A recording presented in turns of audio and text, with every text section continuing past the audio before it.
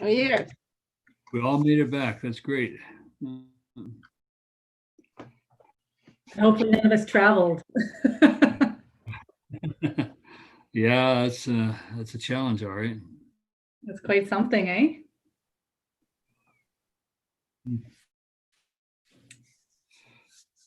I'm having some sound problems hearing people, so we'll have to see how this works. Mayor Beamish, I know it's probably not Can your you guys hear me okay? Mayor Beamish, I think it's actually the Wi-Fi at Town Hall. You might have to switch to your desktop computer if you want to boot it up. Okay. Yeah, well, I could just go over there and start it up right now. Yeah. Just in case.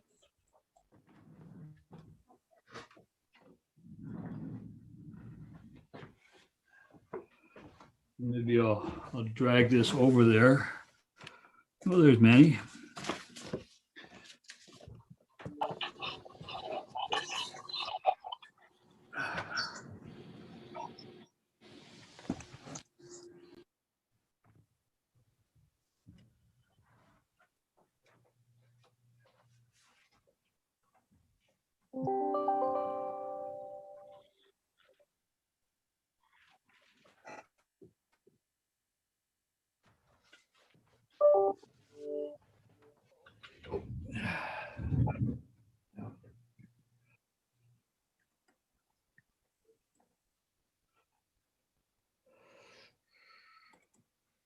Okay, sorry, everybody. I'm just, can you hear me now okay?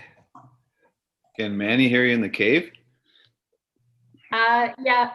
Okay. Look, it looks I'm like in my car in the driveway. Oh, okay. We're doing our best. We're got my garage open. Had to release the chain to open the door and pull the car out and charge my phone. So we're making it work. don't freeze in there. No, we're good. We're good. It's $5 of gasoline. That's all. I'm just going to fire this up.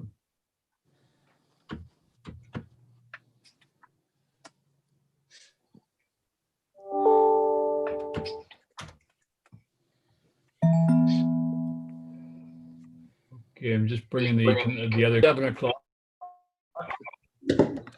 Can you hear me? It's still a little bit spotty. Okay, let me just bring this up. Can I join on 2 systems? It'll be interesting to see. I think you can. I'm not sure actually. You'll get an echo if you don't shut the volume off on one. Yeah. Oh, that's right. Yeah. Okay, I'm going to go out of this and I will come back in the meeting. Okay.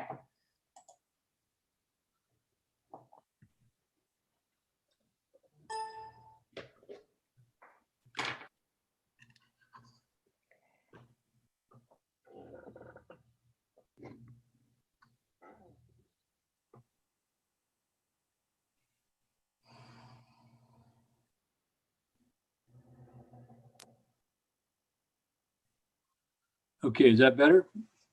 Better. Okay, and I'll just put this one away. And we will get into business and find out where I put all my stuff. Okay, I apologize for that delay. We're just trying to have some communication problems here at the office. So welcome everybody back from the Christmas break. You'll have a chance to report on what I did over Christmas during our council report time. So we'll wait with that. I'd like to welcome everybody else to the meeting tonight. This is the first regular meeting of 2021, January 5, commencing at, we're now at 7:03 p.m. Acknowledging as well that we are meeting on the lands of the traditional territory of the Squamish Nation. We have an agenda. Has everybody got the updated agenda? Is anybody missing that? Okay, good.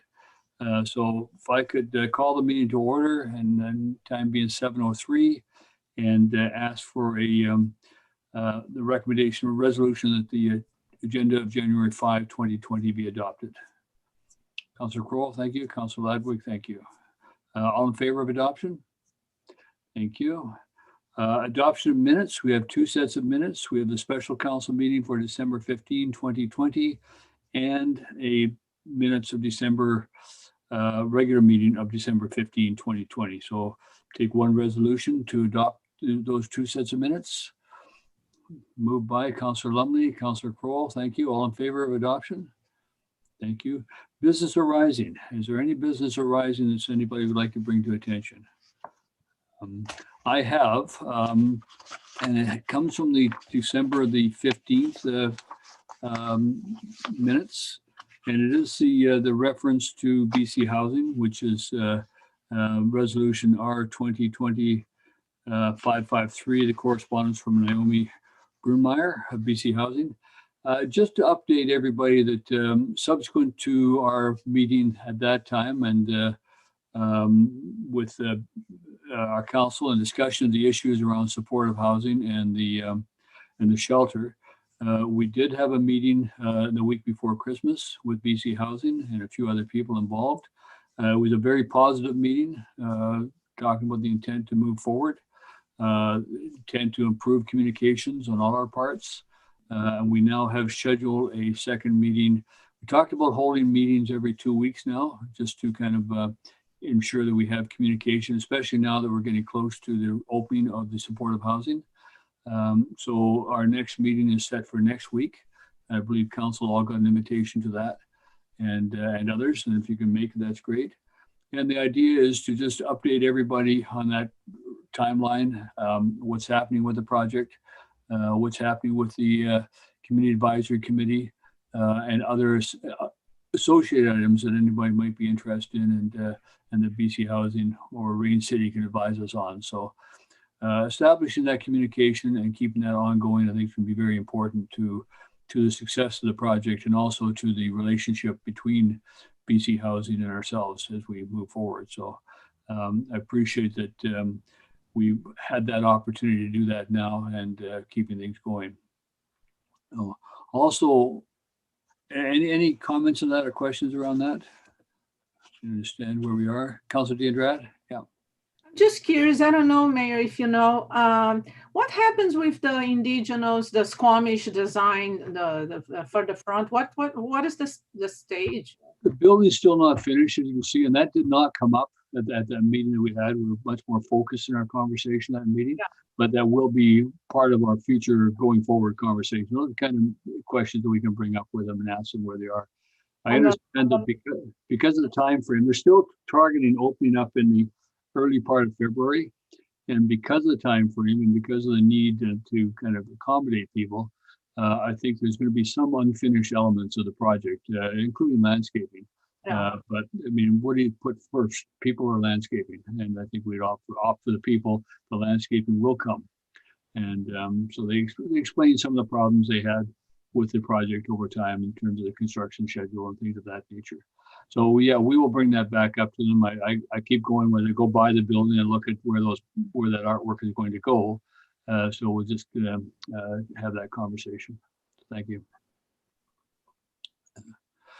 Another thing that came up in that meeting, it wasn't reported on because it wasn't a resolution. I think it was just a discussion, and that was the idea of doing a survey of information with the community relative to the budget and budget interest to help us prepare for our meetings in January, February. I got a note from Elizabeth today that they've had just over 40 responses to the survey, and she had intended to cut it off on the 11th of January, but because there's no real priority right now, I thought we'd like to extend that. Reiterate the importance of it. It could have got lost over Christmas time in terms of people's interest. And we're going to put a press release out to the media this coming week as well, just to encourage people to give us their thoughts and respond to the survey questions. And we got over 200 responses to the one that we did on the Stonehurst, the property adjacent to Stonehurst, so that we're looking for a little bit more of a response, but we'll see. I mean, but people are busy, but it'd be nice to hear from people relative to their local concerns is one of the priorities we're looking for in that. So just, it is still ongoing. We've had forget whether it's 40 or 48 responses, but we have had some responses to it. So we'll see. And I don't know what those responses were.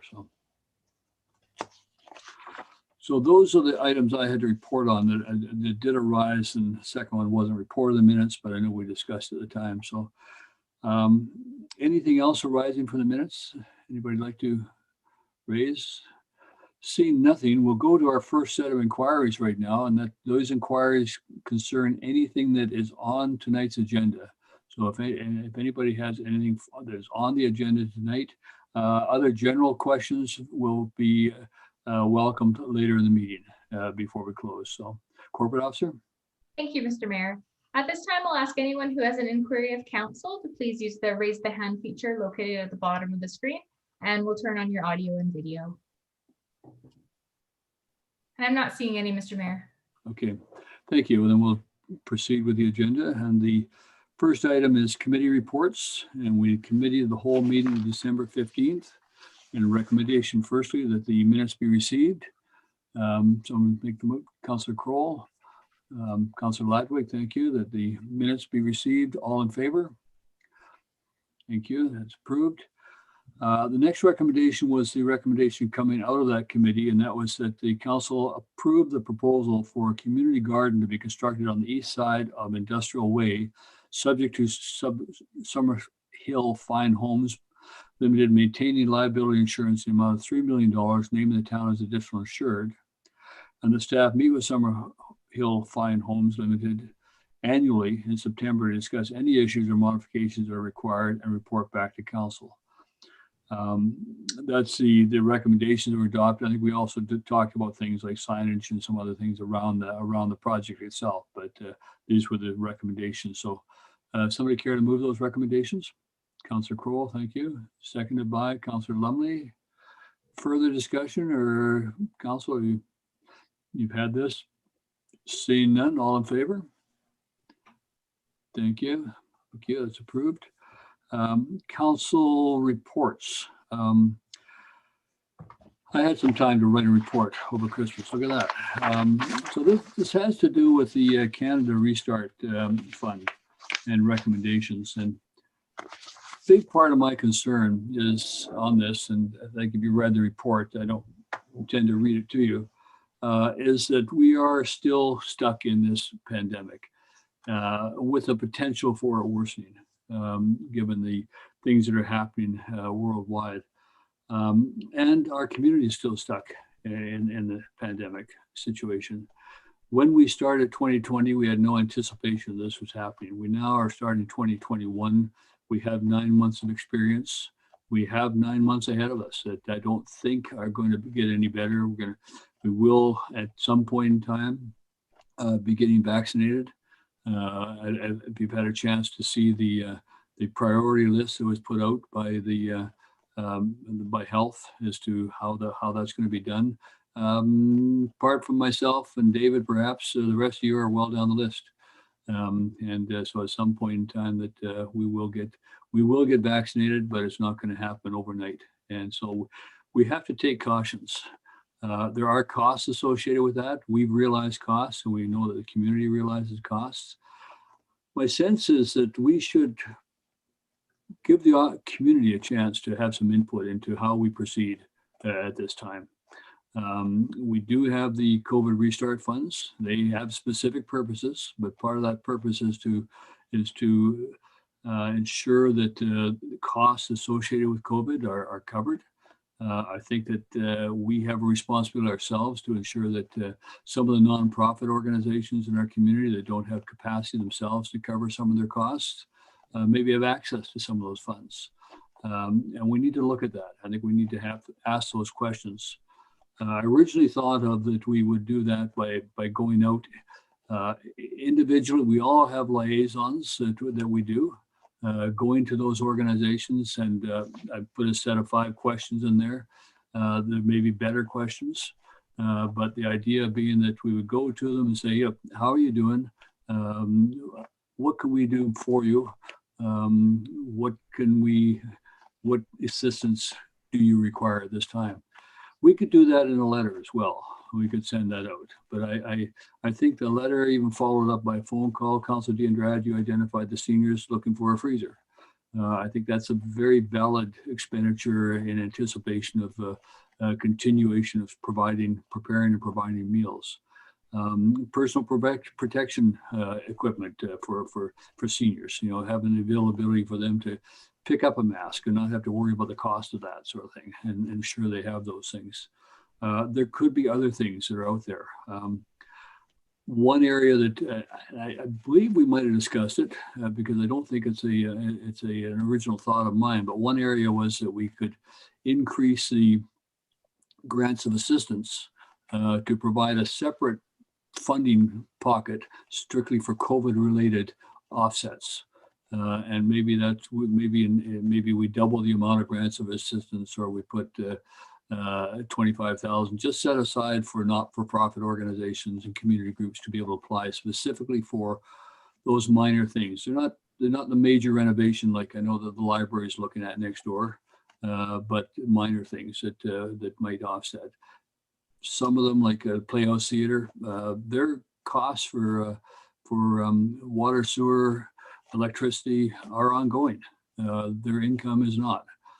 So being in a position to help some of these organizations in this coming year, I think is something that I think that's in some sense what the province also expects us to do, not just to look inside our organization for how we can spend that money, but inside our community for how we can support our community with that money. And I put that out there for council that I feel that that we have that opportunity. The province has given us that opportunity uniquely, and I think that we can do that. And then after we've talked to the organizations, I think we could come together with a dialogue around that with the community, saying, "Hey, we understand this is going to be an ongoing problem, and what do you need from us to support you in your daily lives?" So I think so. That's all I'll say. I've read here, written here. My thinking has expanded a little bit from what I wrote. That being the idea of the grant of assistance expansion. But I'd like to hear your thoughts on it. How do you feel about that, Councillor D'Andrade? I thought was a great idea. I start thinking more in the logistics because your timeline, you want to have something completed by February. So I'm just trying to understand. We could, like you said, write a letter and they can put their thoughts, because then everything's captured. It's easy even for the communication for Elizabeth, for example, to compile. That could be possible, but I don't know, there might be still organizations that don't have a liaison. Yep. And after that, you mentioned having a consultant, if you have anybody in mind. Nobody in mind, and we may not need that, but what I don't want to do, I don't want to make this kind of another thing on the top of the staff pile, given that we've kind of identified the time frame was there to set that into our budget time frame, so that by mid-February having something back. Councillor Ludwig? It's just along the same vein as Councillor D'Andrade. I agree. I think it's a good idea. Logistically, to pull it off, I think we should be a little flexible in how we get this information. You're right. Like when I read your report and it said council liaisons, now I understand what you're saying. It's river board we sit on that we could get the information from. I do agree with Councillor D'Andrade that getting it in writing and giving people time to think about their answers is more effective. Yeah. I've participated in some of these surveys where I'm just asked the questions right then and there, and I don't feel that my answers are very well thought out. So I think a letter going out to all the organizations we want information from would be great. I think if for the groups that we don't have liaisons sitting on, I think the consultant should follow up with those groups. If that's what we're paying a consultant to do, let them follow up and have them report back to staff and council. How do you feel about a consultant? Do you feel that this, I just say, I don't want them to make this a staff effort, because we all know what goes into that type of process. So we've got the money for it. If we can use these funds to hire the consultant. Participate, yeah. Then I won't speak for the director of finance or the corporate officer, but I think that would be something that would be approved. Councillor Kroll? I'm just wondering if it's something that the chamber might be willing to undertake. For a fee, yeah.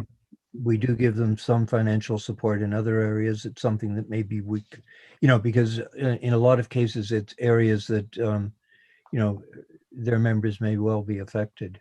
Yeah. Councillor Lumley, thoughts?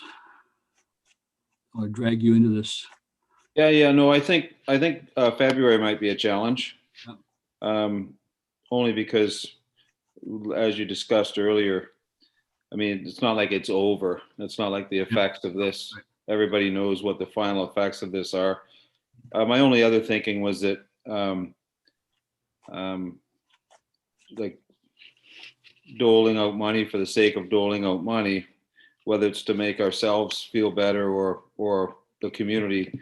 I guess I would just need a process for somebody that, almost like the grants, like the aids, like where somebody has an explanation, like there's a process that they would go through to say, well, hey, like here's how COVID's affected my association, or here's how COVID's, because there are, believe it or not, there are, being in the business community, there are businesses that are doing better during COVID or have not experienced any setbacks. So, and I know you're talking a lot about community organizations and so on and so forth, but I guess when I read it, I thought, I think the town could step up, and we should also drag the community in as well, because like I said, it's a community effort, and the town should be the lead on it. And but like you say, like people can't just stop supporting or like Rotary is still doing their auctions and so on and so forth, and people are still supporting the community in various methods. So yeah, just finding that that way of, I guess if it is through a consultant, but just finding that way of making sure that the right people are getting the right amount of aid from us, that'd be great. Yeah. I thought about that as well. We'd have to have some kind of vetting form and some kind of criteria, because it's not program related per se. It's not to put on a program. It's to offset the costs of that organization relative to personal protection equipment or putting plastic up in the windows and stuff, that type of thing. So. And the worst, like sometimes the worst part of the grants, like of aid and assistance, is that some of the people that might like need it more than others don't like properly. I guess what I'm saying is that if you do hire somebody or there is a consultant, they could actually help others formulate how they could get involved. Us not just sit back and wait for somebody to properly fill out an application with financials or something, which like there's a proportion of people that like don't have that know-how, or I mean, I guess the help could come from both sides. That's what I'm trying to say. There's also that opportunity. There are other organizations that I know there are specific grants available that could be researched and be provided to people. The Community Foundation, for example, I think they were putting money out. There are others that could do, but we maybe need to inform some people about that and help them. If we did a consultant process, go to CAO or corporate officer, what is the maximum limit for contracting without having to go out either for say direct award of a contract or a quick 3 quotes? I'm sorry, Mr. Mayor, I'm not sure of that off the top of my head. I can get back to you with an answer though. I know we have a policy that for some things going out for 3 quotes and take the quote. CAO? Mr. Mayor, it's around the $5,000. Sort of after $5,000, we basically need 3 prices. The 3 prices. Up to around $15,000. After that, we should put out an RFP of some kind. Okay, Councillor Ludwig. It could be in your report and I just can't find it, but why, what's the rush? Like, I think Councillor Lumley made a good point about this not being over and the impacts of this. Not that I want to dilly-dally, but. The rush was my view was around the budget. Was there any budget implication? Do we have to come up with a number for the budget to put in to say that this is the cost. And then there could be things that we need to do ahead of, say, the normal grant of assistance timeframe. Like, should we kind of, I don't think that we should require the seniors to take the $10,000 or whatever we have in the budget set aside for seniors to buy the freezer if it's a COVID related thing. I think we should be able to say, it's COVID related, we have the funds for that, we can support you now, as opposed to saying, well, we can support you in 3 months if you make an application in by the middle of March, and we'll consider it. Well, the need is today across the board for some things we may not even be aware of. So, yeah. So that's just really what it is, to try to get something in place that's out of step with what we normally do, and to be able to respond. Councillor Crowell, I'm sorry, I don't know if I've gotten to you yet. No, it's okay. Again, it's the timeline issue. My gut feeling is that we should, have a look at and see what the municipal budget situation is going to be, because there may be some direct things that imply that, liaise with community things where the money could be directed without causing an additional tax burden. Yeah. I don't know if people have looked at their assessments, but I was a little shocked when I got mine. Well, assessments don't necessarily relate to taxes. I know, but Yeah, okay. If the tax level stays at what it was last year, my taxes have gone up already. No, it's the amount of budget rate requires. If it stays the same, then your tax rate comes down. Yeah, that's all. Okay. Yeah. Yeah, I know. I hear what you're My saying. taxes have never gone down, sir. No, your taxes have, but your tax rate has. Your tax rate has gone down. Yeah, but Yeah, I'm paying that's another issue. additional- Sorry. The rate's smaller, it's just on a larger $40 a amount. month in Sorry. taxes That's exactly over right. last year. Councillor Diandrad? One thing I think will be relevant if the town has at least an idea how much will be available, even a range, because I think on the other side is to just cause expectations. Right now we have an avalanche of people, and one will be asking 2,000, the other 4, but when you get everybody together, it could be on the hundreds, and obviously trying to come up.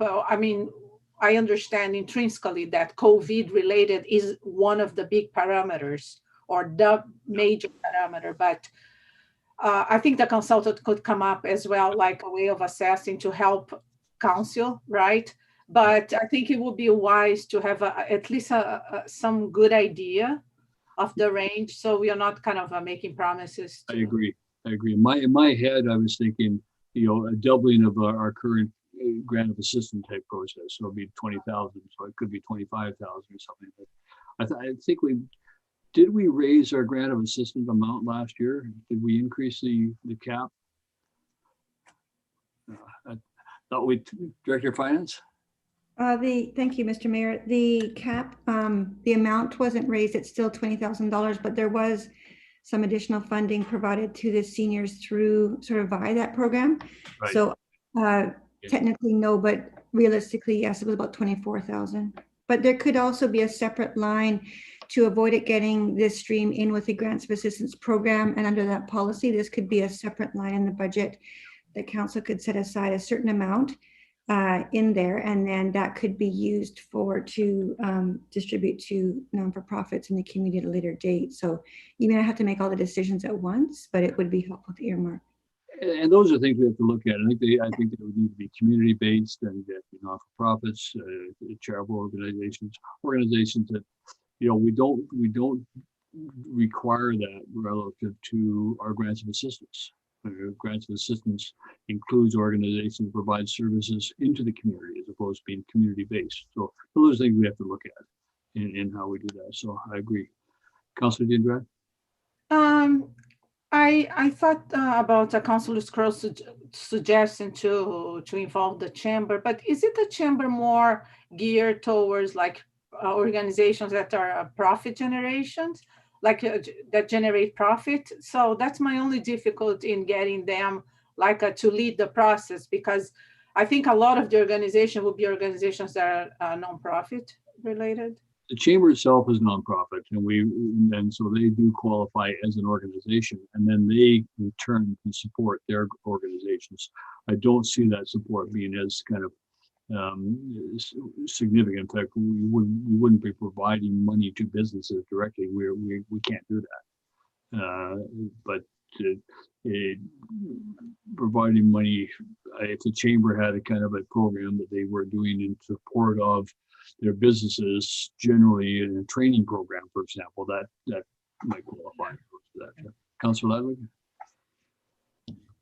I was just gonna say, I think we should put out a call for expressions of interest to facilitate the process. I don't think we should narrow in on one. No, and I haven't done. I'm just thinking out. Usually you can go with, say, 3 quotes and get three companies, 3 quotes, and how we do that. But I'm trying to also think of how we can lessen the workload in even doing that. But I'm certainly prepared to assist with staff on that if we can do that. So I think we understand, and I think there's a willingness to want to do something.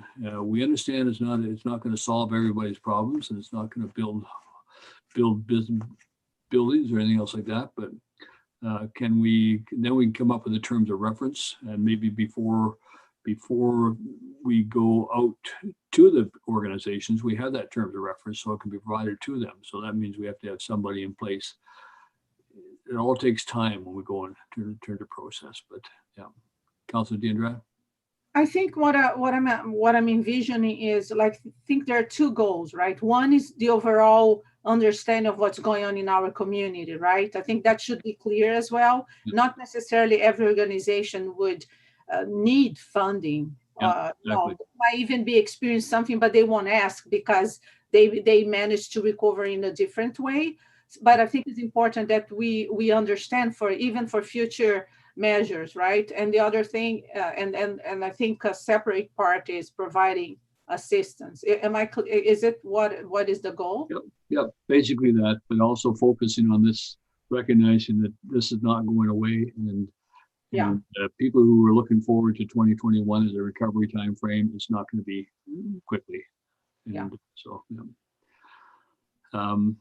if you're comfortable with that, there are 2 recommendations: one to be received, but secondly, that we council initiate consultation with community groups on COVID-19 concerns that impact 20 with appropriate staff supports. We could add the 3rd one that in terms of reference be developed for a program. Councilor Ludwig? I think, above that, it should be that terms of reference be developed and that a consultant get hired. Yeah. Before, I don't want to start talking to my board with this rough set of questions and then No, I agree. Yeah. his board with a different set of questions. I mean, we need it to be structured better than what we've done so far. And I do think that it's totally appropriate that this be given to a consultant because staff are fully subscribed already. Let's just get that person in place and then we can iron out the details. So if we add a 3rd point in there, is that the consultant be engaged to assess the process and develop a terms of reference for council approval. I would personally scratch out the 2nd one. I don't think we're there yet. Okay, so that if we take out the 2nd one, then we just word it in that staff engage a consultant to develop a program and terms of reference for council approval prior to implementation. Okay. Corporate officer, does that make sense?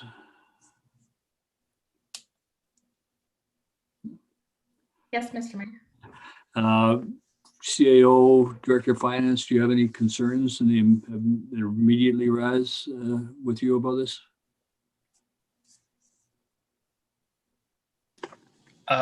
No concerns on my end, Mr. Mayor. As you might recall from the memos from the Director of Finance, the box is pretty well defined in what can be done. Yes. It's just a more of the part that you're talking about involving the community and so on, that I don't see an issue as far as the program goes, but nothing that sort of stands out, and we'll support that as necessary. Whatever I can do in my time to assist with that process of pulling it together, call on me. I'll help. You'll hear from me. Thank you. Will do. So somebody care to make those two motions then, the report we received and that we engage with the consultant? Councillor Kroll, Councillor D'Andrade, second. Further discussion? Comments, Gravity? Do the youth need anything? Okay. Not that I know of right now. Okay, thank you. Okay, all in favor? Okay, thank you. You know, it's not a lot that we can do, but it recognizes that we recognize that there are issues. We've been given $1.5 million, and for specific purposes. And I think that one of those purposes is to work with the community. So there are other people who are going to call on that money, by the way. Okay, thank you for that. We'll go over to correspondence, and we have correspondence from December the 14th. And so if somebody make the recommendation that the correspondence reading file for December 14th be received. Councillor Kroll, thank you. Councillor D'Andrade, thank you. Discussions. That was a thick file. Did everybody get through it? Are there any items on that file that somebody would like to bring forward? Councillor D'Andrade. Yes, Mr. Mayor. There was a letter regarding Stonehurst, and it was quite interesting because it mentioned about the CDA 1 zoning that at the time that the proposal came to council, I wasn't aware that Stonehurst was in this area. And this area, according to the zoning, asked for a completion of a comprehensive local area plan before anything takes place. So that to me was, it changed the way I perceived, because I wasn't aware, right? We were just focused on the block that was going to sell, but it's a project that would involve both. So I just want to acknowledge that, because and actually, if there's a timeline, how is the Stonehurst? Is it coming to council soon? I was just wondering. But this report, I'll just it will be interesting for the councillors to read to see if it makes sense. But at least some stuff made a lot of sense to me. So and what's the timeline, if there is one, for the Stonehurst? I don't see the director of planning here. It's always up to the developer to bring forward the project, not the town to bring it forward. So I don't know there's anything happening. Councillor Kroll? We've had a couple of letters in various correspondence packages with respect to this issue.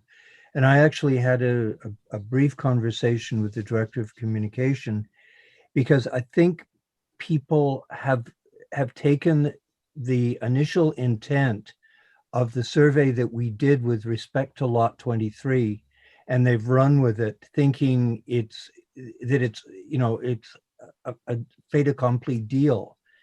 And I don't know if there's a way, because the initial inquiry that was made of the community was solely, would we consider selling this land, provided a proposal was brought forward that was acceptable to the community and to, one thing and another. And it seems that, the letter the Councillor D'Andrade is referring to is one of a couple that have been received, and people have assumed things that aren't actually the case yet. And I felt it was really important that people be made aware that all we've asked the community so far is, would we consider selling a portion of this land were an acceptable proposal brought forward? And people are getting concerned that something's happening that is out of their control, and that's not the case at this point. And I just felt it was that it needs to be maybe reiterated that all we've asked for so far is, would the community consider selling a portion of that land? Yeah, thank you. Councillor Lumley?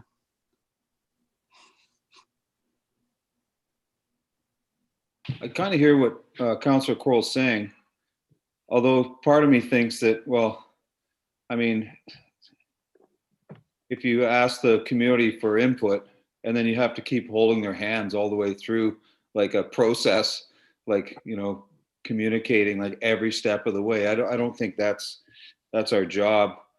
And the fact that, you know, every issue the town has, Al Beaver writes a 56,000 page report, and a lot of his assumptions, they're all just assumptions. And, you know, a lot of the things he says aren't based on facts at all. So I think we should just stay the course. And I mean, people, of course, we want people to be engaged with town hall and like what we're doing. But I mean, surely there is, you know, every time somebody writes something, I don't think he's speaking for the entire town, which is why we receive correspondence and we can discuss it and stuff. But I hear what Councillor Crowell's saying, but I don't think I'm too alarmed with what people, I think in general, people are just, you know, answered the survey and they'll basically wait to see what happens with the next step. And as far as zoning can be changed and things can be,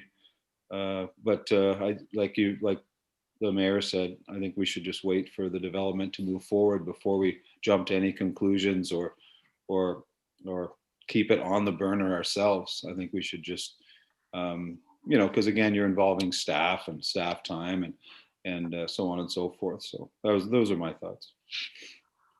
We invited the public to help us make an initial decision, and that was whether or not we would prepare to consider working with a developer, not to build a development, not to do anything else like that. And that's where we are. I mean, this process, this whole project, once it comes forward, will be subject to public hearing, and because rezoning will be required. So that I consider ongoing comments to be just that, ongoing comments, which will come forward, I'm sure, at the public hearing, and then we'll have a thorough vetting of them. But right now, they're just people input, helping them put their thoughts together, but developers are the ones. I mean, I saw one a while back telling us the money was too little, but our resolution basically asked for a reassessment of the property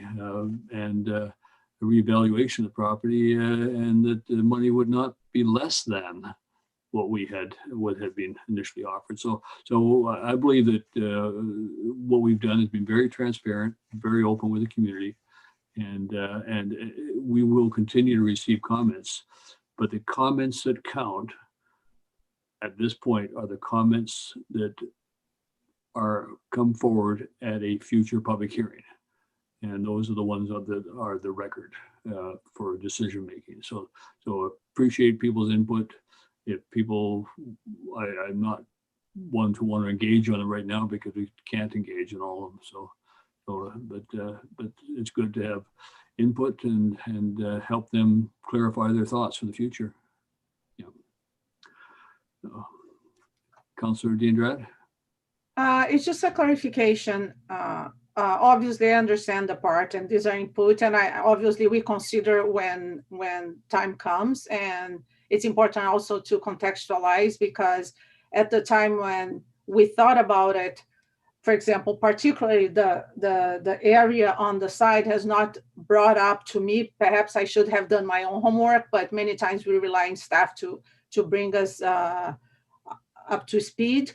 So obviously all this change, but have we, I'm just trying to understand the process. When you said the developer has not come forward, so have the council already admitted? So let's see that he comes forward with the second quote and is satisfactory. So we still haven't made up our mind if we will.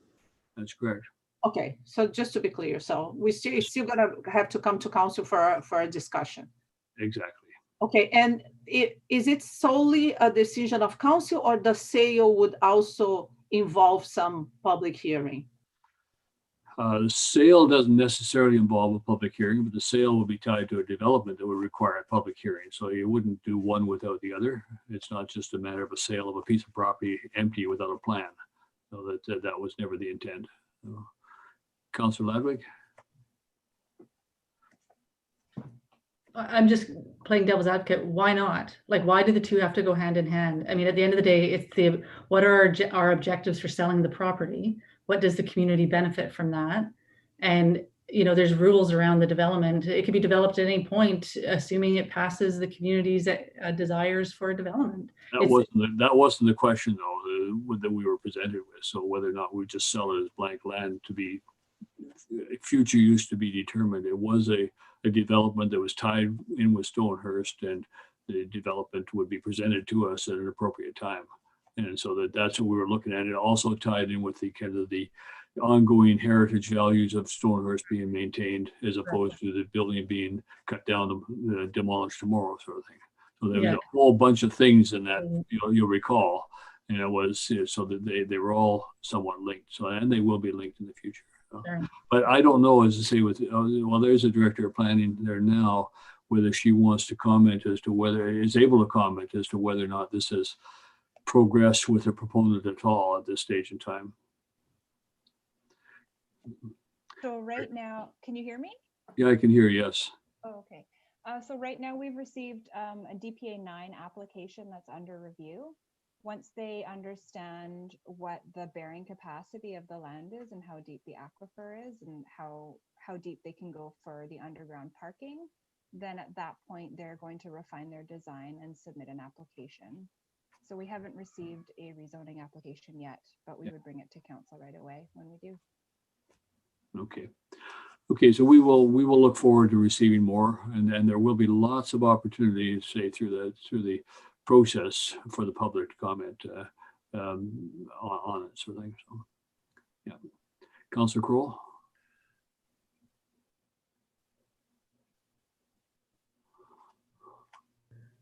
There you go. I was actually wanting, when time permits, to go back to council reports, if we may. Okay. Councillor Diandrade. Just another clarification with this project. Since the sale of the land in question depends also on a development on the lot beside which the owner, which the person owns, but my understanding that the zoning there is also not for a building. So that means in my understanding, the sale of this land will be tied up to a rezoning of the other one. Is it what's going to happen when we discuss? I think we have to wait and see what comes forward from planning and from the applicant. We don't know. Let's wait and see. Okay.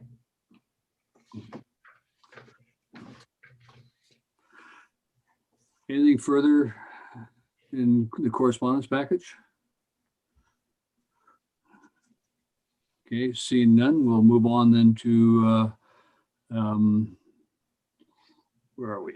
Correspondence done. We've got a letter. So we got the report from the Pam Robertson and Vicky Raw on the Community Building Society, the 2020 report to the community. Somebody like to make a motion to receive that report?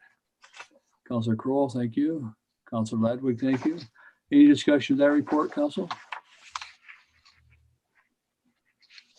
Seeing none, we got the recommendation 8.3 ABICC call for resolutions.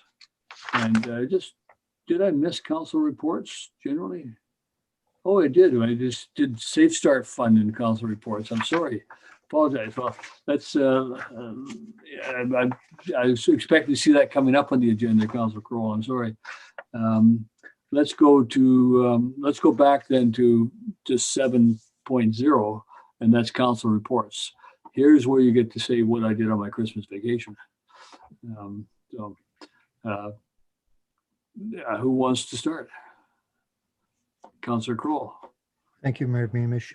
Yeah, you sort of stole the show with 7.1A. All I really wanted to do is acknowledge a great number of people in this community came together for the community dinner, which this year was held at the Legion. The Legion would have been a great space to have had it been a sit-down dinner, but sadly it was a takeout only.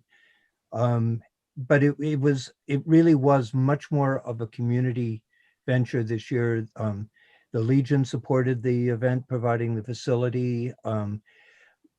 Kudos to Elphinstone High School. The culinary team cooked the food.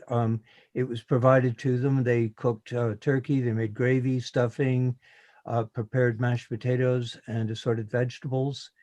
And it was all presented. So all we had to do at the Legion was reheat.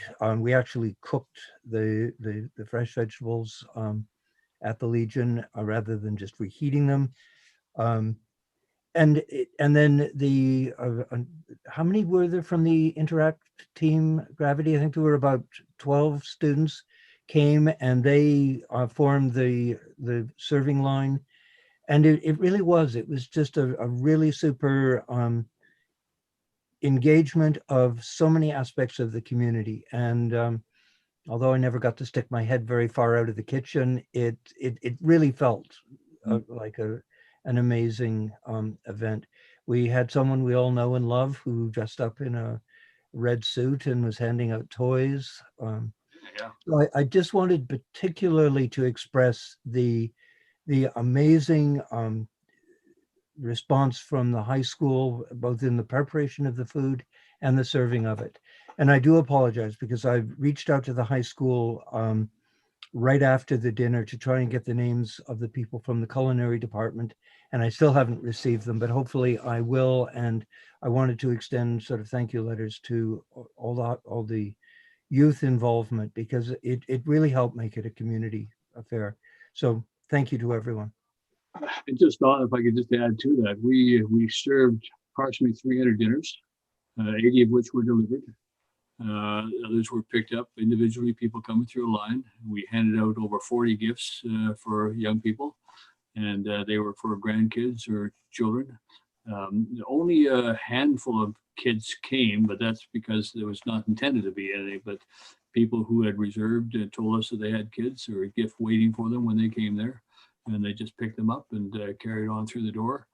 And people were very appreciative. I know that my wife delivered some meals and got a nice thank you back from people, sort of thing. So individually, people said thank you to individuals, and if another time, there's lots of opportunity to get involved in that one. It was a good evening.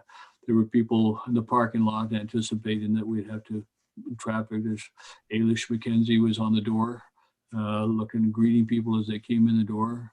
And the high school kids were in the lineup, and Gravity was there, and David was there, as he always is, organizing the kitchen in the background, and but a super job of organizing the volunteers as well. And so that it really was a great opportunity. And my young, I shouldn't say young, I guess my 30 plus year old new daughter-in-law from Mexico thought it was a great opportunity too. She was there helping hand out the gifts to the kids, and she was one of Santa's elves, and that was just a good evening, good spirit in the room with the occasional Christmas carol.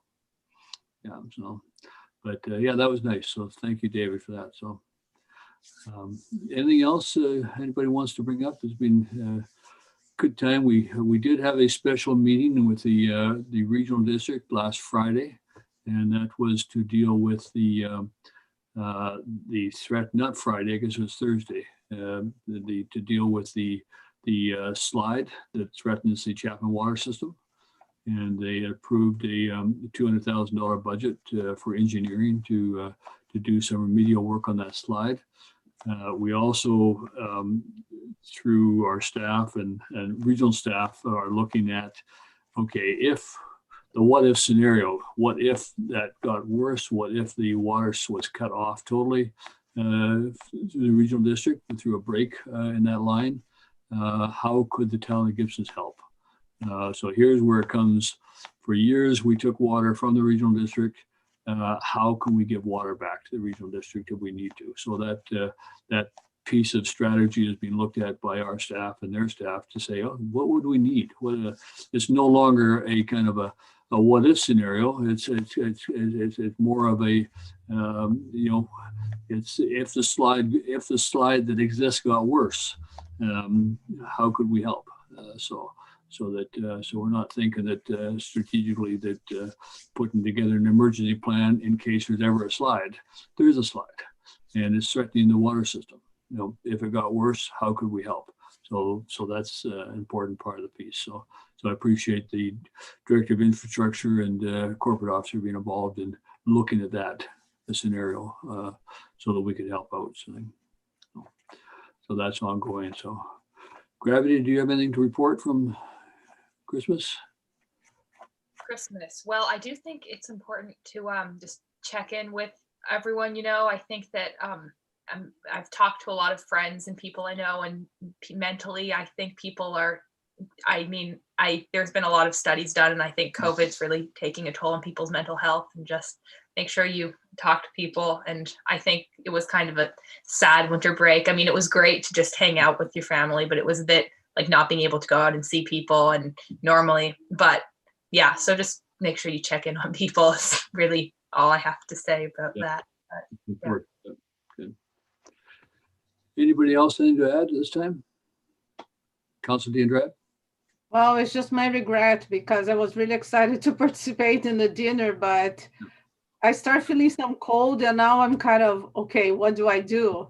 And it took and actually it was an interesting experience because I wasn't terrified, but it crossed my mind, right? Oh my God, could it be? That's it. So it was kind of a interesting experience, not to say terrifying, because I really didn't get terrified, but you don't know, because I start feeling like, sick, like cold. It ended up being after 3 days, I felt good. So I'm sure it was just a kind of a cold. But anyways, it was the first time in this period that I felt something, and I thought, oops, yeah.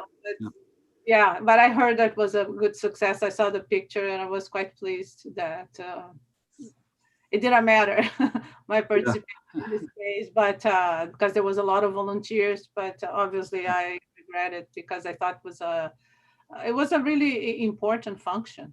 It was good, yeah. One other thing that happened over Christmas, you're all aware, I think you saw the report come out yesterday or today relative to Gospel Rock.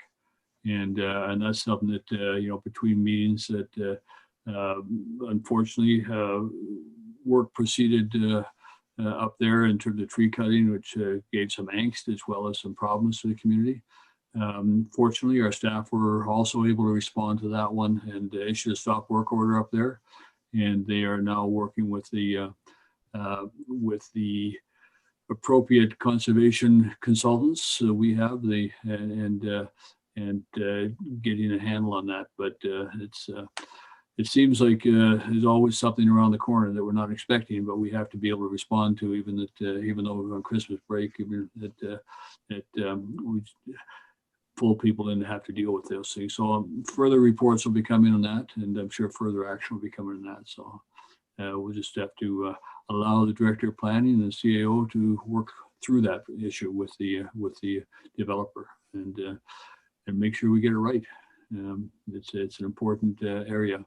It's the one area that I'm sure you recall me saying that probably around 2005 we actually went to court relative to someone cutting trees in the environmentally sensitive area of that Gospel Rock area.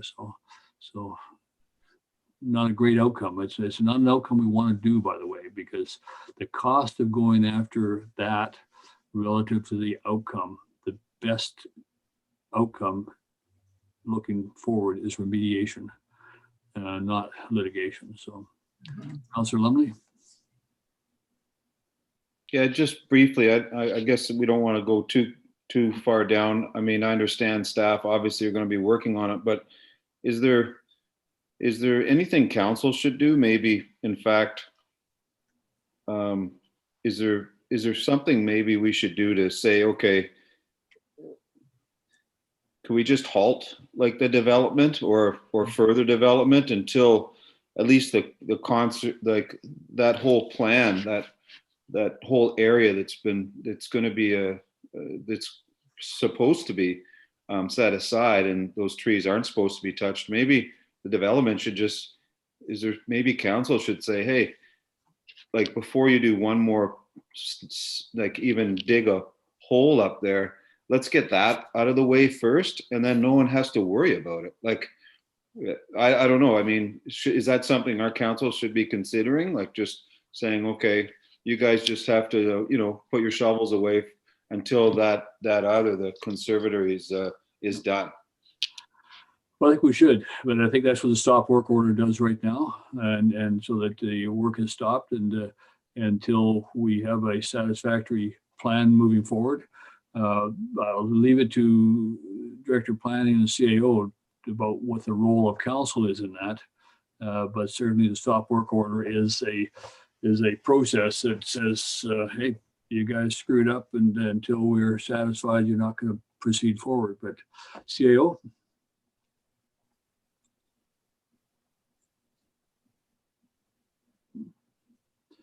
Mr. Mayor, certainly, so in terms of the stop work order, as well as a tool, there's basically no work taking place until this is resolved. So we're in a way meeting that sort of suggested approach already, and nothing will happen until council and the town is satisfied that the work is to proceed as originally agreed to.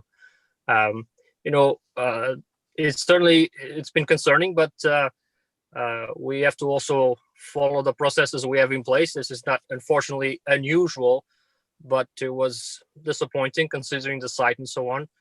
We will know more in the next few weeks, and we'll report back to council as soon as we have more information on that. But rest assured that there's no other work going on at all. Thank you. Councilor Diendrad?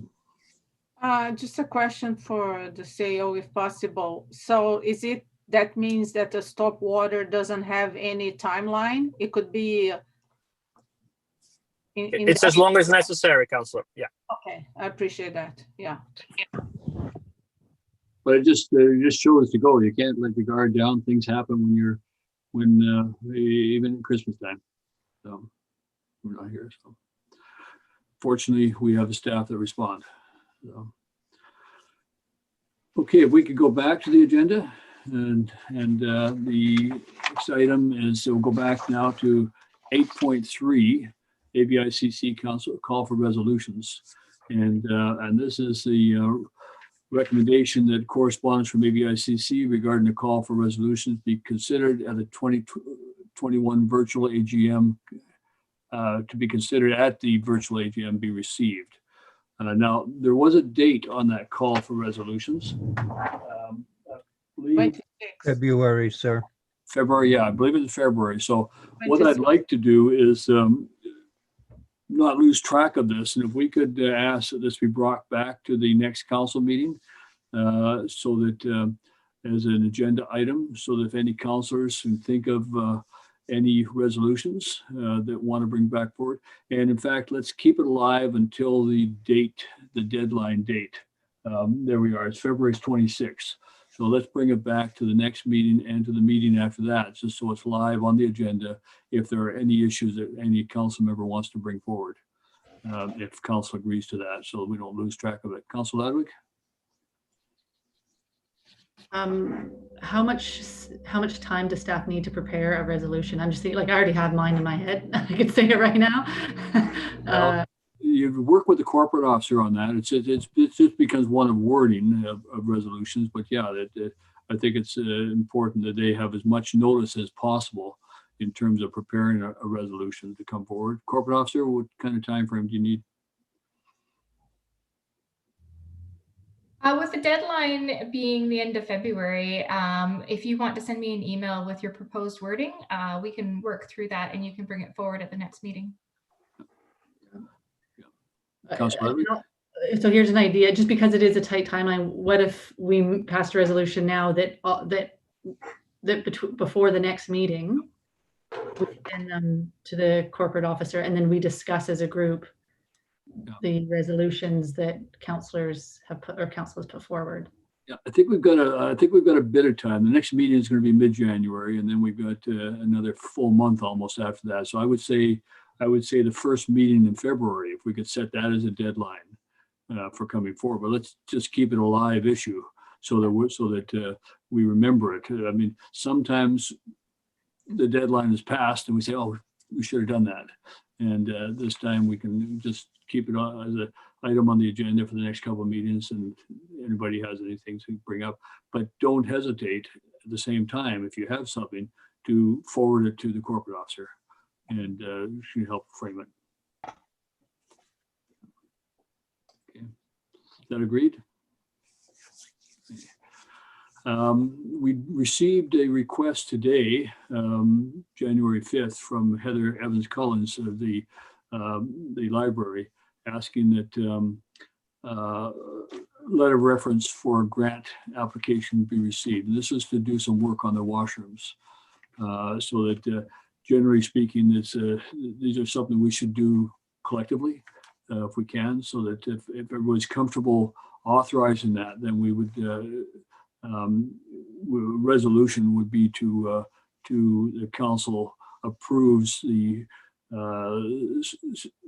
sending a letter of support, letter of reference for a grant application to the library for the washroom improvements. Councillor Kroll, Councillor Ladwig, your liaison there, have any comment on that, or yeah, no? You move it. Okay, Councillor Kroll, second. Okay, second. Further discussion on that? All in favor? Okay. Okay. Sometimes these kind of requests come in and they're very time sensitive, so that we try to get them in there as we can with council, so that I don't know if we have a policy that allows us to draft letters of request and inform council after the fact. Letters of support inform council of the fact, but very often we have to do that in order to just get things done. Then it goes to correspondence for things. So but it's good that we get some notice like this to be able to do it. So and that's why we received it today. We put it on the agenda today just so we can get it done. Okay, bylaws, 9.1 financial plan amendment bylaw, 127601. That the 2020 to 24 financial plan bylaw 1276 01 2020 be adopted. Move that, Councillor Kroll, thank you.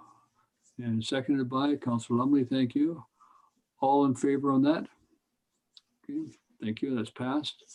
Unfinished business. New business, oh, sorry, unfinished, Councillor Diendrad. It's just a council correspondence that I just want to highlight. There was a report about STRs, and I don't know if the councillors had a chance to see. It's a 100-page report, very good, very detailed, and I think it will help us for future decisions. Yeah, so, good. Yeah, I don't know if it, because I know sometimes people are busy, but I just want to highlight that, and I think we should.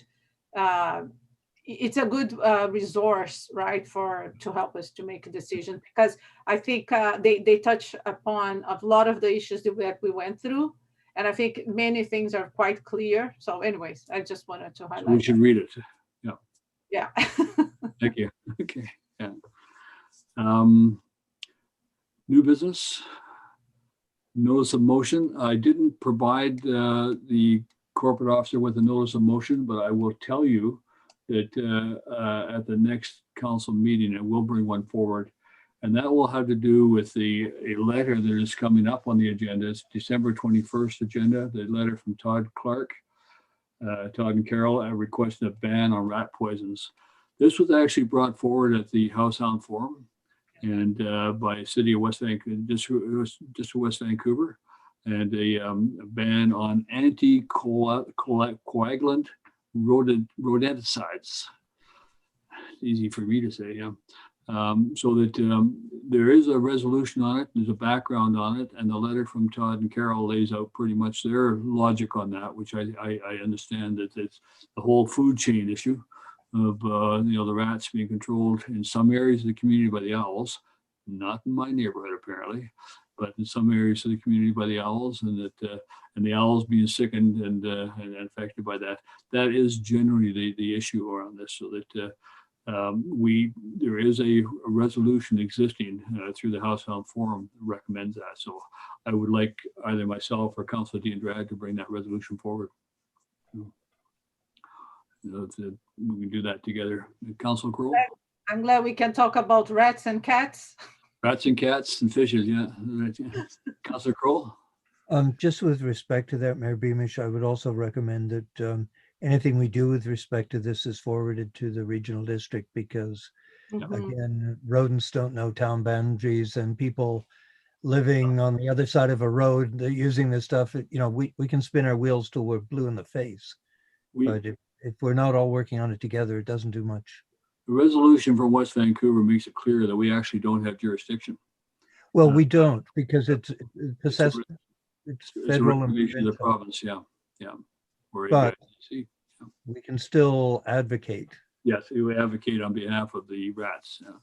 Don't poison us. Yeah.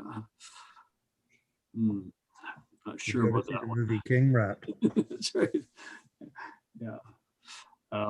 Okay, I just want to be aware of that. Dogs, Mayor Beamish. Dogs get rats. Dogs have coyotes. Yeah, and dogs get rats and they get sick as a result of that. So okay, it's carrying on to inquiries. We're in the next section of inquiries of anything that anybody would like to talk about. At this time, I'll ask anybody in the meeting as an attendee. If you have an inquiry of council, please use the raise the hand feature at the bottom of the screen, and we'll turn on your audio and video. And we do have one, Mr. Mayor. Thank you.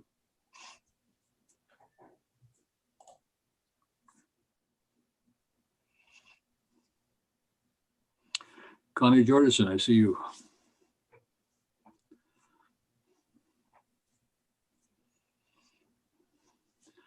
Hello, Mr. Mayor, can you hear me? We can hear you, and Happy New Year.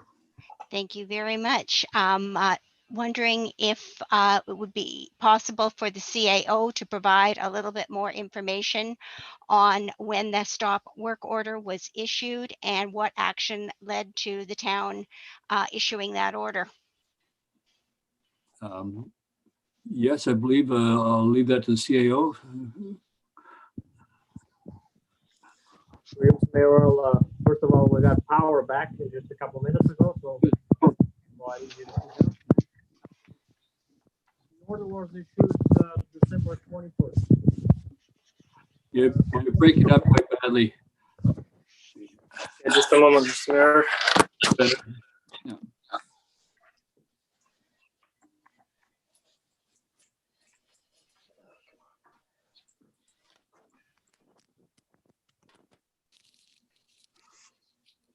And Connie, just to let you know, we received a report on this. I'm not sure, was it today or yesterday, staff, just first days back. Hopefully you can hear me a little bit better.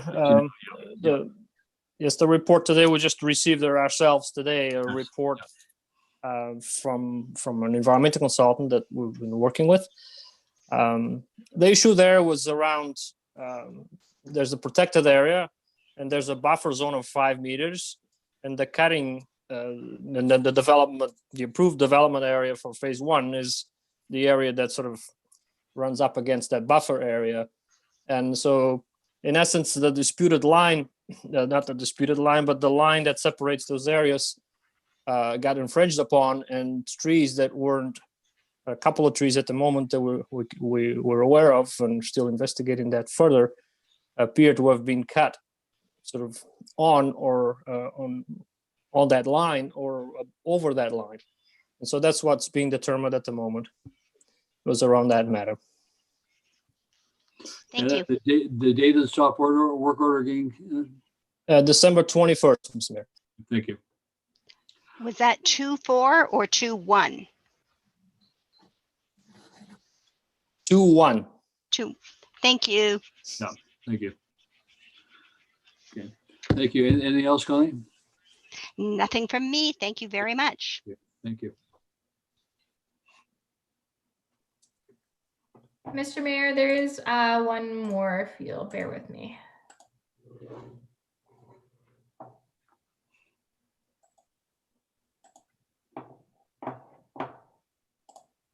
Suzanne Singer, I see you. You're unmuted. Hi, folks. Yeah. Happy New Year as well. Yeah.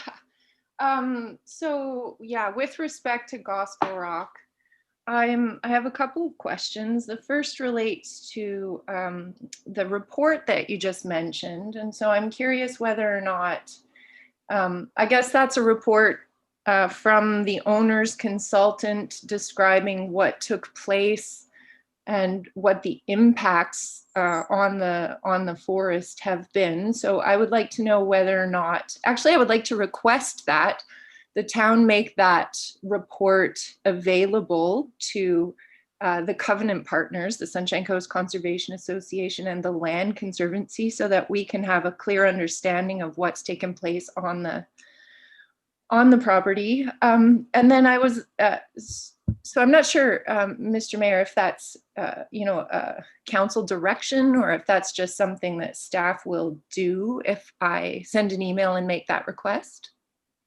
Corporate officer, is that going to go onto the file for that on the website? Or? I'm not familiar with this, so I'd have to follow up with the director of planning. But if it's requested through the proper process, I'm sure we can make that available.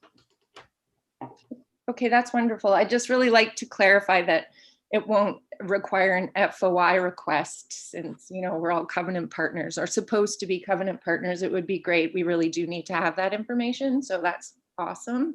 Yes, at this time it would be an FOI request. Any request for documents is an FOI request. And at this time, the town deals with the property owners. And I believe they are still the owners of the entire area at this point. So yeah, Mr. Mayor, this is a bit of an issue. The town has, requested that the Sunshine Coast Conservation Association and the Land Conservancy and the owner of Block 7 and the town engage together to, sign a covenant agreement to protect the area that has just recently been impacted. So it's a little bit odd that we wouldn't share information about what's just taken place on the site, especially, something that's precipitated a stop work order. So is there a way or is there an opportunity for, I don't know, council to direct staff or, is there an opportunity for us to attain this information without having to go through an FOI process that could, take 90 days to receive the information? Could we, Director of Planning, I'll let you.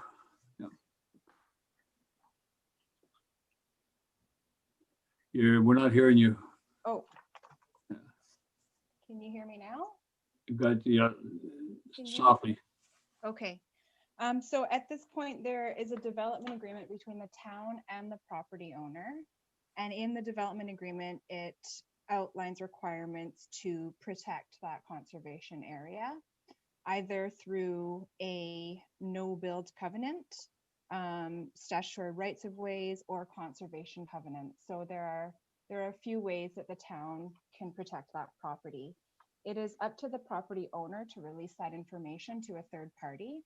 So Ms. Singer can contact the property owner directly and ask for that report, or can go through the FOI process like any other third party would to access information between the town and the private property owner. Okay. Yeah.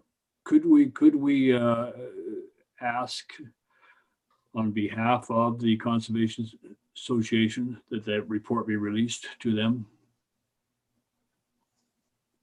I mean, you're in contact with the people, I imagine. Yeah, we're on many three-way emails, and Ms. Singer is on emails as well, so she can ask for it directly. Yeah, I'm gonna. I saw Councilor Ladwig, then Councilor Lumley. Councilor Ladwig. The director of planning just covered what I was going to say. There's no reason why the association can't go directly to the developer and ask them directly. So. Yeah. Councilor Lumley. I think my only issue is with, like, when I don't think it's a secretive report. At least I wouldn't assume that, because it's I mean, it's been generations of people trying to protect, this block of land. I don't know why that anybody, or I don't know why council or the town wouldn't just want everyone to know what was in the report.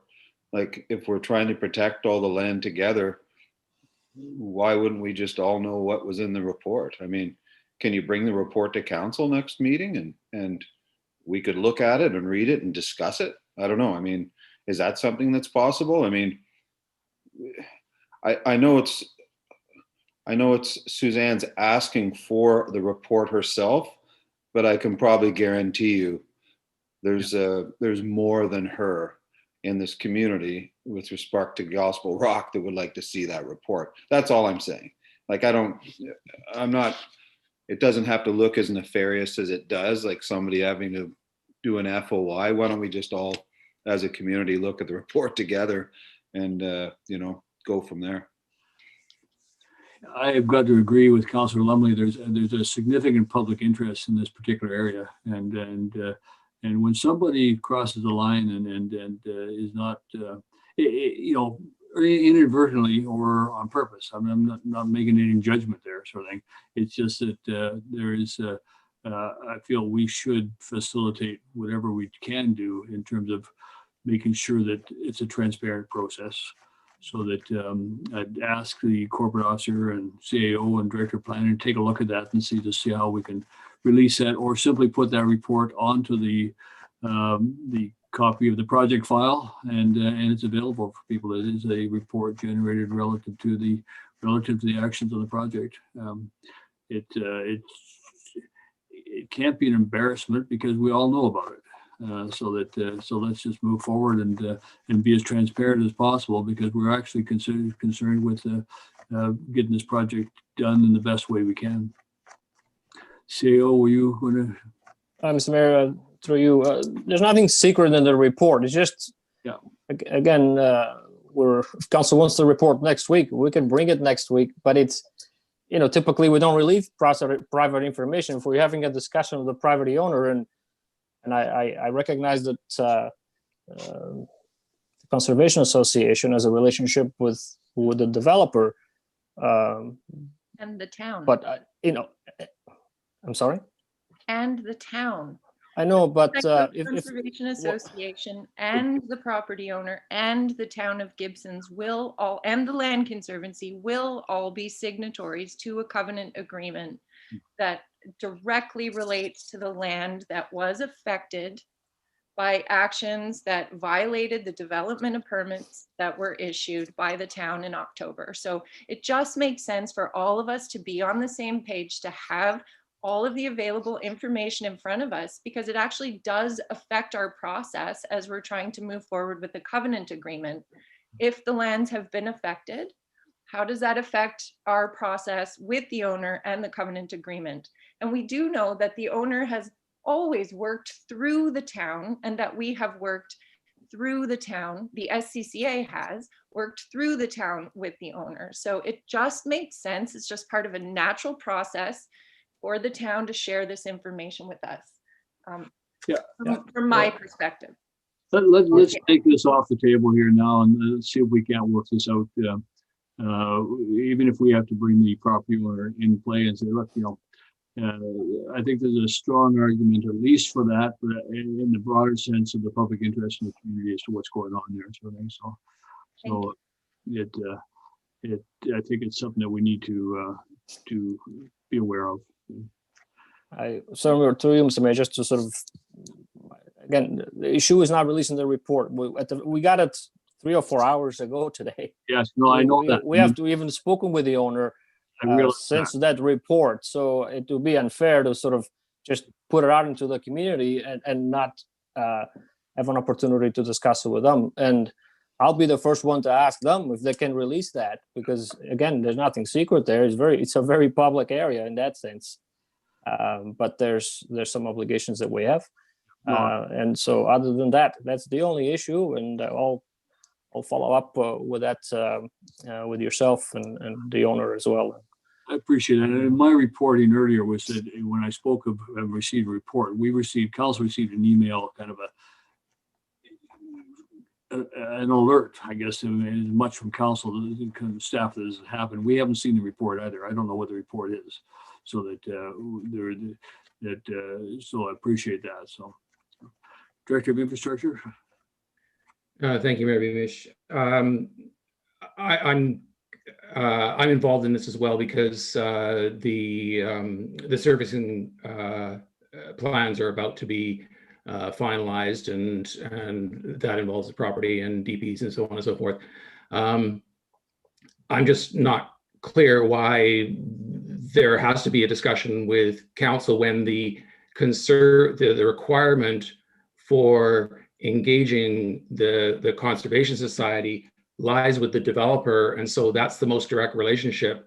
And to me, it sounds like the simplest way to have the information is that the Conservation Society that has that relationship, one-on-one relationship with the developer, why that can't occur, why the town even needs to worry about FOIs or anything. It just seems like the most direct way to obtain the information and the most uncomplicated. Councillor Lumley. The answer to that question is because I can guarantee you, council, there has to be a large part of every vote that's taken place on this development so far involves that agreement, and that agreement being in place. And if you keep going on and on and on with, like, if somebody hasn't made the agreement, but in the initial process of the development said they were going to make this agreement, and council went, wow, and the public went, wow, this is the greatest developer in the world. And then if they screw it up and they still don't have an agreement, but we all voted on the project because they were going to have the agreement in place, like now what do we do? It's like, I didn't vote to not have the agreement in place. I didn't vote for this development so they could start cutting down trees in an environmentally sensitive area. And now they're and you know, I understand you have a job to do, Dave, but as far as servicing and all that stuff, at this point, we shouldn't care about that, because unless this agreement comes into place, which was a major factor of even voting yes to this development, unless I'm crazy. But in fact, in my mind, it was, and I think in the public's mind, it was. I think that's the reason that we're discussing it right now. And I think council has a right to know, and I think the public has a right to know. So, I mean, that's how I think, and that's why I voted. And I think that's why other people voted. And I don't think you can vote on something, and then as the process goes along, you go, well, you know, he hasn't signed the agreement yet, but we're going to let him develop. And well, you know, he's done this. Oh, he's cut a few extra trees down, but hey, that agreement's coming. It's at some point, you're just going to have to say, you know what? Either you do the deal, you do the agreement. And I get it. Like, the town's going, hey, it's not up to us. It's the developer and all the other groups that are involved in it. But at some point, you just want to say, hey, why don't we just get this done first, you know? And then everything else just gets to fall into place like every other deal, you know? Anyway, that would be like what I would want, but I'm just one person. So. I'd like to move forward on this without a resolution tonight. I mean, I think that let's have staff. I think staff understands what we would like to see done, and we'd like to work with the Conservation Society and with the developer. And and as I say, there's a community interest in this project. Let's see how we can move forward and keep everybody informed and resolve and bring this report quickly to an agenda so we can all see it, and then let's deal with it. So, Councillor D'Andrade. Thank you, Mayor Beamish. I just want to voice my support for what Councillor Lumley just proposed, even though we are not making a resolution today, because the society, the SCCA has come forward in October to ask if we could have the covenant signed first than anything else. And there was a whole explanation from staff that it's a whole process and everything, it goes together in order to have subdivision approval, and the development permit it's done at the same time. But to me, it's the result. So right now we are facing a problem, and it's huge because a big part of the area has been already cut, and now the sensitive area that was not supposed to be touched, it has been touched. So again, we can say, well, we still have a process, but if we have jumped at the time and made the resolution, this will not have happened. And again, we're now going to say, well, okay, let's see. But I agree. We have to make a decision because, you know, as you know better than anyone, this negotiation has been going on for 35 years, and with the town of Gibsons Council, it has been at least 5 years on the making. And for me, it was a shock to hear that this happened. To me, it's like, how this is possible? He was supposed to be the top developer, a dream developer, but it is the process that took to this place. So I know we are not going to make a resolution today, but I want to support what Councillor Lumley said, and he has been part, and he voiced the issue really well. He has been part of this for longer than us. And to me, it's unacceptable what happened, really. And I think it was part of the process, right? I think we've all heard now, and I think we've had a good, appreciate everybody's comments. And I think we all know that we would like to see this move forward in terms of more of an open conversation, so that we'll leave that with staff right now, and we'll talk about this again. So. Thank you, Mayor and Council. If just as I hope this isn't too much, but as a clarification, the stop work order, is there a time frame for how long that stop work order will be in place, or a process for how it gets lifted? Corporate CAO? Through you, Mr. Mayor, there is no time limit on that. It is until the issue is resolved to the satisfactory of the town. Okay, so will come to us, and we will discuss this further. So thank you. Yeah, thank you. Other questions, other inquiries?